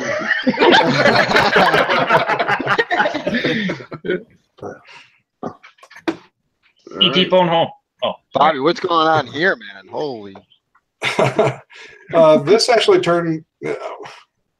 We got invited to do a street fair in the next town over, and we wanted to do something different, so we made a portable haunt. That's awesome. It was like an 8 by 12 tent. And, how many actors do you have in there? 7. No, the real question is, do you have any skeletons in there? Just the 2 outside. There's 2 of them out on the stretchers. Right. But the we actually had people that wouldn't go through it because they were scared. And that's all it was I had these moving blankets on steel rods, and I just placed them in like a maze pattern. And I put and there was some questions about what kind of effects they use for lights. At Lowe's, there's these boxes that you can buy. They're called show boxes, and they mainly sell them at Christmas time. Sorry, bad word, but you said it. Drink. They have 6 outlets in the back of them, and an audio jack that you plug in your cell phone or whatever you want to plug in there, and whatever you plug into the outlets becomes reactive to music. So that gives your flashing effects. And sometimes I'll set one of those boxes and just string extension cords, and then I'll have strobe lights with rope lights or Christmas lights or we are all just going to be between skeletons and Christmas. We're all just going to not go to work tomorrow. This right here was Chromio the clown, original character, showing some love with the local police department. Oh shit, now he's got 2 of them moving. Did you guys see that? No, we're looking at this. There's another one moving. I was wondering if that was a real cop or if that was a. Never mind. I'm a little nervous. This was actually in the off season. This was a production shot from the Dead Files. They came down and shot with me. The premise of the show was, how are you operating a haunted house on haunted property?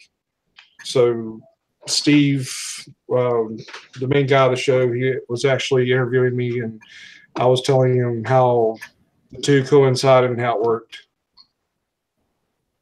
It's awesome. Did you roof everything for your haunt, or only certain scenes?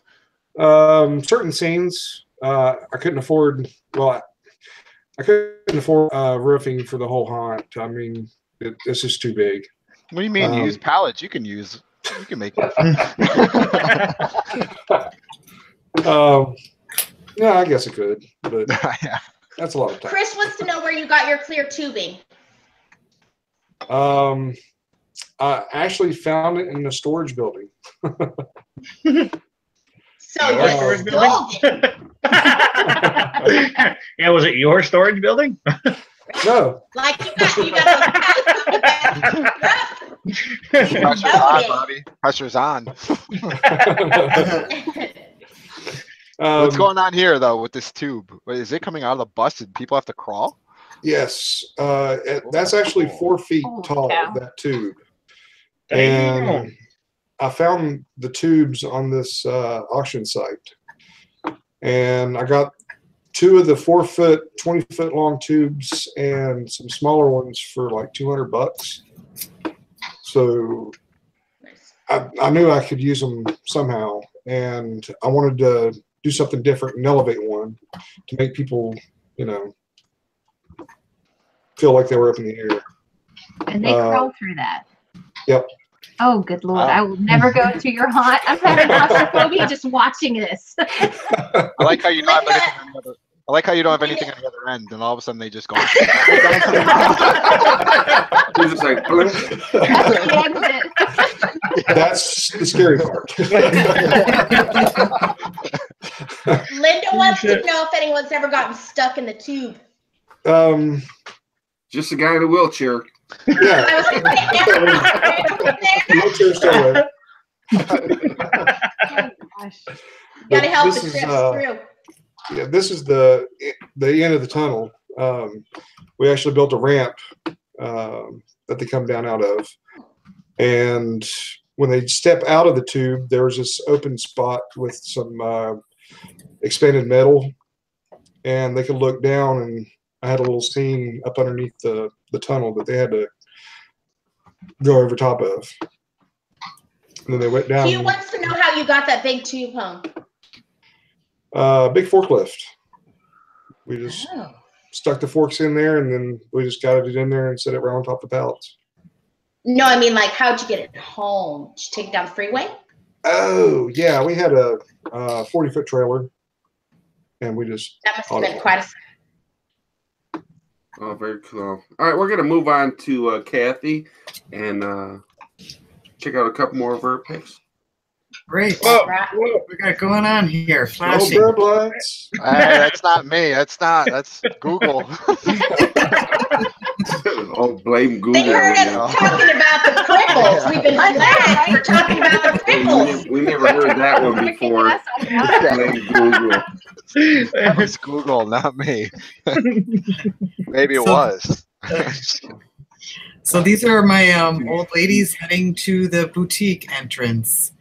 The first one I made a few years back, and Boo New is behind her. Everybody's got a name, you know. So they kind of hang out together, and yeah. Everybody's got a partner. Yes, yeah. Everybody's got a buddy. So here is another scene in the haunt where I was talking about the 2 moons that we made. We made the one with by Frankenstein, and then this blood red moon behind the scarecrow in our garden. We purposely grow corn in there over the summer to help with the look. We also have a fog machine that is scented. It's usually scented with something like gingerbread, or to get them warmed up for the witch's kitchen. So we've got, you know, my paper mache pumpkins along the garden fence, and a few of my props that I've made. I never realized how big them pumpkins are, but now that I see them, it's like, puts them in perspective. Things are huge. And Cathy, somebody asked us about your corn, and I'm sorry I didn't get it out there, but how much corn do you grow to cover your haunt? We only grow the corn that's inside the garden here, just this small garden. The rest, I have a connect that we go and get a truckload. It's just a heaping truckload of corn for the whole haunt. So we tried to grow it ourselves, but failed. So yeah, big friends. Cathy, Sean wants to know if any of your No, you are we both gonna ask Sean's questions? Yeah, I know. Wow, look at that. Sean, we're all about you, brother. Do you have any moving props, or are they all static? We have one moving prop, which is the breathing grave. I'm sure you've all heard of a breathing grave, and it's a big hit. I mean, it wouldn't be so much, I guess, in a haunt that's full of animatronics. You wouldn't notice it so much, but with everything else being static, you know, everybody enjoys the breathing grave. So this is my husband and I, my husband Pat and I. This is us on an average night that we're open. I greet everybody in the front and kind of guide them around towards the back, and he's in the back waiting for them. This night was Friday the 13th. We opened just that weekend, and then I closed for that week for just doing my own video. I work really hard on my Halloween video every year, and then we opened every night for 2 weeks after that. So he's got his red balloon here and his chainsaw. He stole the show this year. I'll tell you. You ask any kid that went through what they liked the best, and it was Patty Cakes the Clown. Seriously. So you just let one group go through at a time, and you. As people arrive, I've never had to hold anybody up. Like I say, we're open every night, so our crowds aren't huge every night, except for on the weekends. So this is our Jack in the Box that I was telling you about. I made his hands and his head. He is actually covering our air conditioner, which was another obstacle in the haunt that kind of bothered me along, as well as the clothesline that I was talking about. So we figured out a way to make use of it. And in the background, you can see Patty Cakes the Clown. Right. See that. And the moon. Yeah. That's actually a great picture of him in that lighting. Sure. Yeah. This is the whole haunt view from the front as you would pull up, and this is what you would see. Yeah. All our trick-or-treaters are inside that fence. Like I say, I've got about 12 of them, and they're all making their way to the front door to that pumpkin lady you saw a while back. So.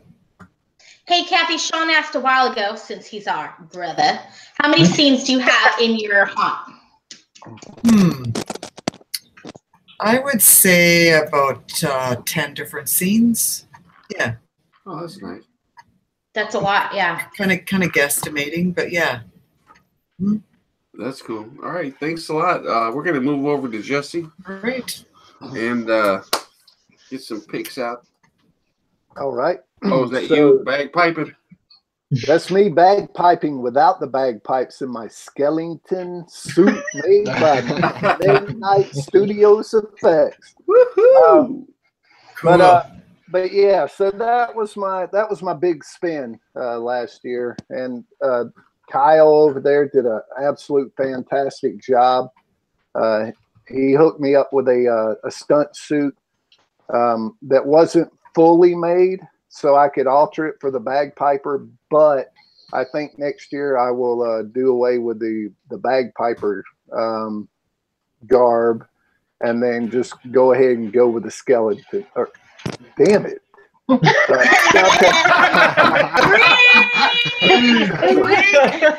word is ruined for you forever.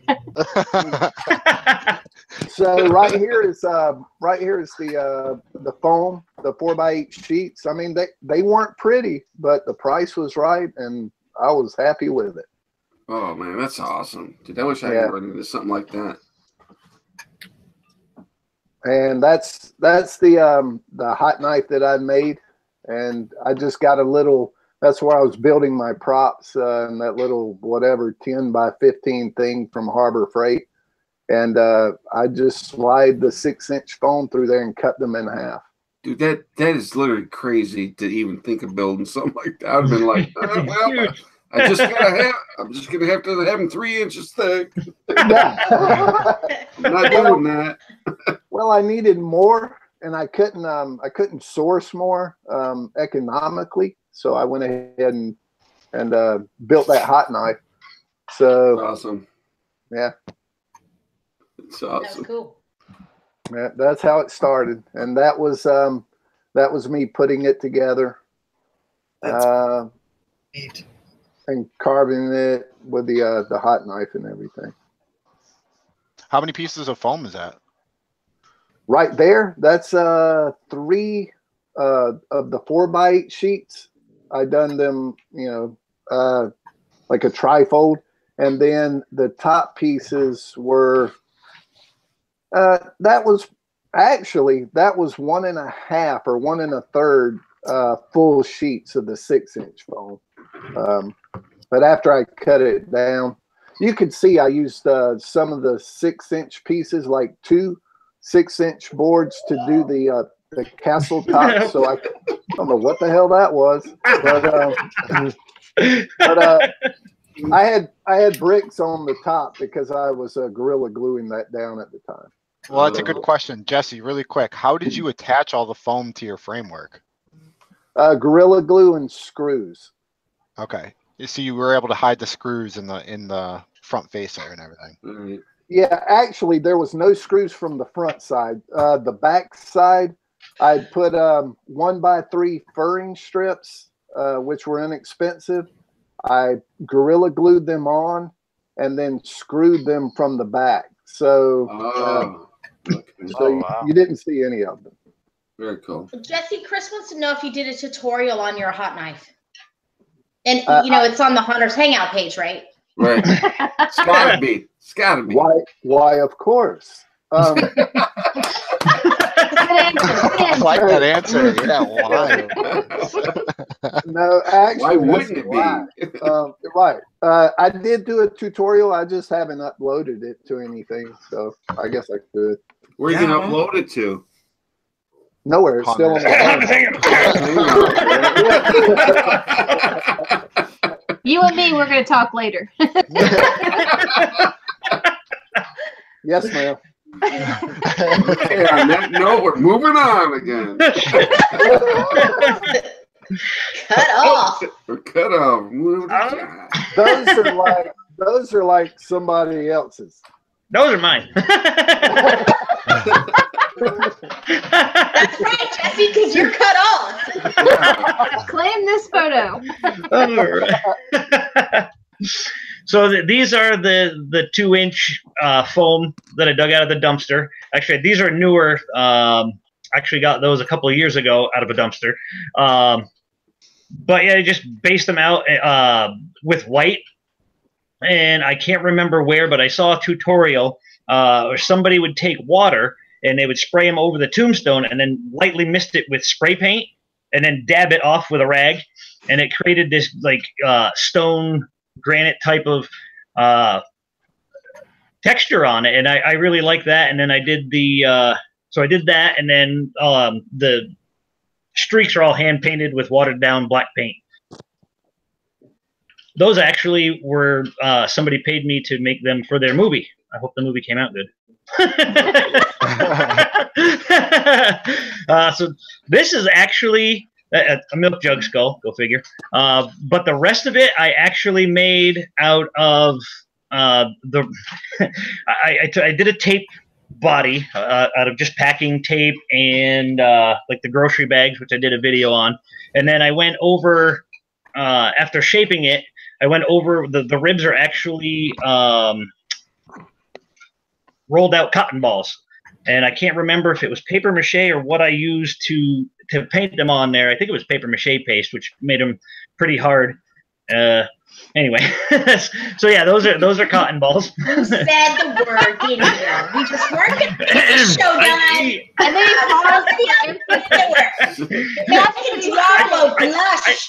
It's not just that he said it; he had to pause for emphasis to be sure. Dude, I was laughing because I realized I said it, and I was like, "Shit, shit! What did I say?" Let's just let that linger for a minute.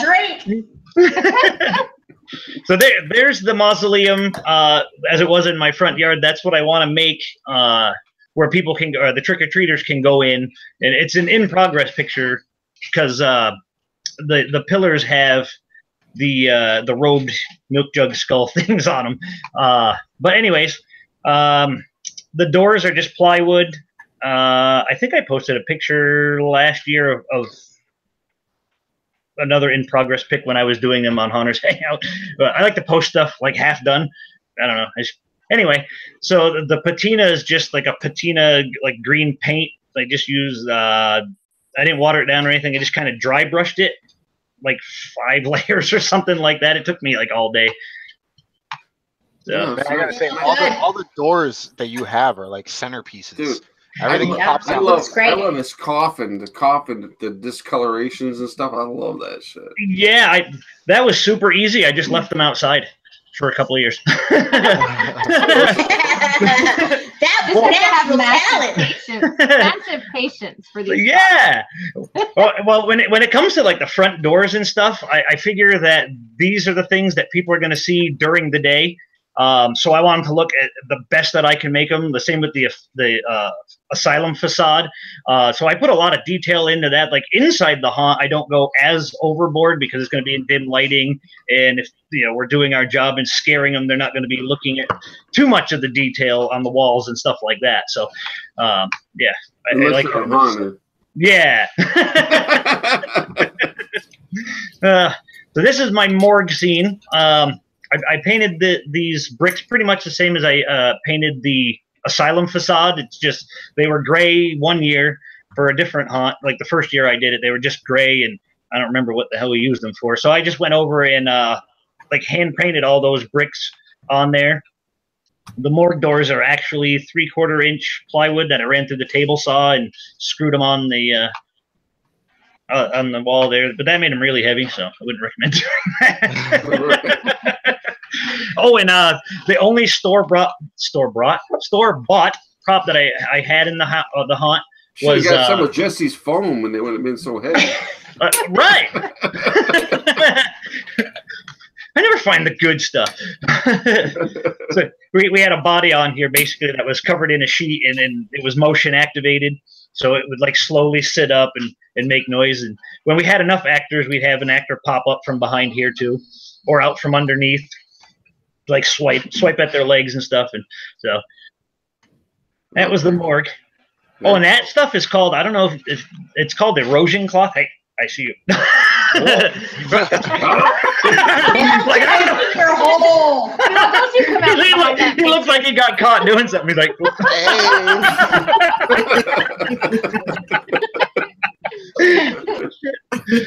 oh boy. Right, erosion cloth, you were saying? Oh yeah, it's yeah, my friend gave that to me. I don't know where you normally get it, but yeah, it's called erosion cloth, and it's you can buy it at Spirit Halloween, I think, and it's really expensive there, but you can get it by like a 200-foot roll for a lot cheaper. And I just stapled it across 2x4s that were used for the bracing, and just ripped it and let it dangle down. Oh, very cool, very cool. All right, I'm back. Yeah. There you go, Phil. Wait, we're gone? No. Just kidding. Phil's out. Hey, give Phil give him a round of applause for his awesome picture showing. Yeah. Take a bow. You go, Phil. It was gonna be a bad day too. Look at it. Eat a Cheeto. Come on. It's awesome. All right, but we want to thank everybody for coming on. You guys are like amazing haunters. I'm sure everybody can learn from me. Definitely go check out all their websites, all their stuff that's on the main feed. Just go to YouTube and it's all on there. And we definitely want to thank all our sponsors. And we're going to give away a bunch of prizes, which is awesome. And that's another reason why you should go to your haunt needs to our sponsors when you want to buy stuff for Halloween.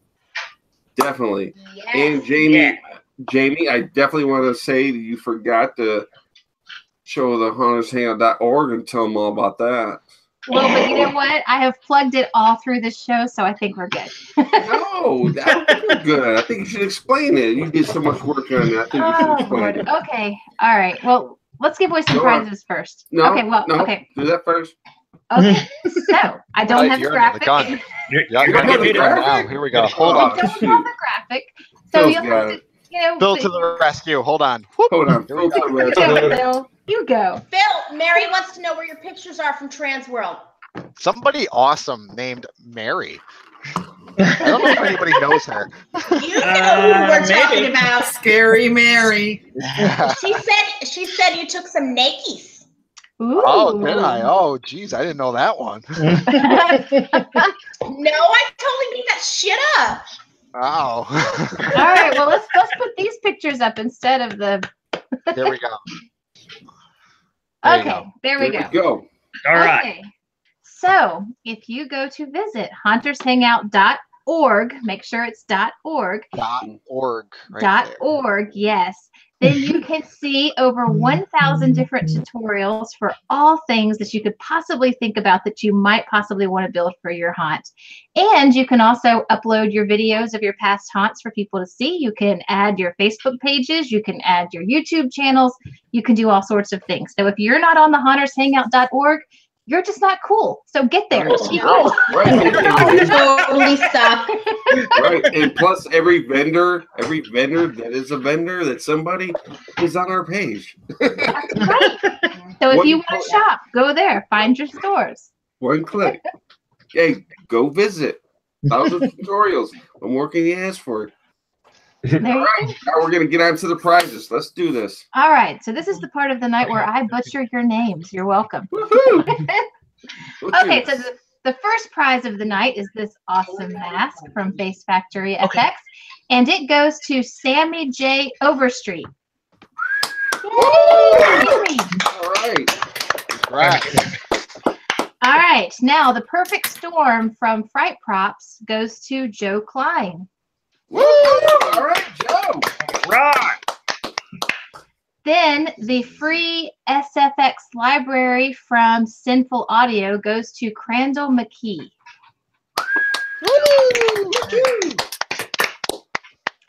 The werewolf ornament from Horror Ornaments goes to Tanya Newberry Gaborialt. Yeah, I butchered that one. Sorry, Tanya. I'm so glad I'm not Hey, Tanya. It's an easy day today. Oh, then a gallon of fog from Froggy Spa goes to Gina Doctor. Yay, Gina. Yay, Gina. Then Deborah Guffey Snooks. You know who you are. You won. You won this awesome sign from Haunt Labs, and it will come in your state. Woo! Hey. And then don't forget, everybody wins a 50% off discount from Sam Haynes. So go there, use the code Haunters in all capital letters, and you can get 50% off. Right. And just so you know, when you get 50% off, it's like crazy cheap because all his stuff is only like $1. So and it's awesome stuff. You want it. You want it. Go get it. Yeah, Definitely. Okay, then the awesome realistic looking skull from Nightmare Makers that we all want. And they have awesome t-shirts, by the way. You should go buy one. This goes to Sean Boswell. All right. all right. Yeah, no, Sean. Then the makeup from I Love FX Makeup goes to Anthony Cooper. Oh, Anthony. Then your choice of contacts from We're still going? Oh my God. Your choice of contact lenses, as long as they're non-prescription, for exotic lenses goes to Marty Bell. Hey, Marty. Then your choice of one of 4 knives from Hardcore Fabrications goes to Rodney Walker. All right. I feel like I'm on a game show. Yeah. Door 1 or door 2? They just keep coming. I know. Price is right, girls. Finally. Oh, wait a minute. And finally, if I call your name, this $25 gift card could be yours from Hot Wire Foam Factory. Ooh, me. Oh, wait. And that prize goes to Trish Redding. Yay!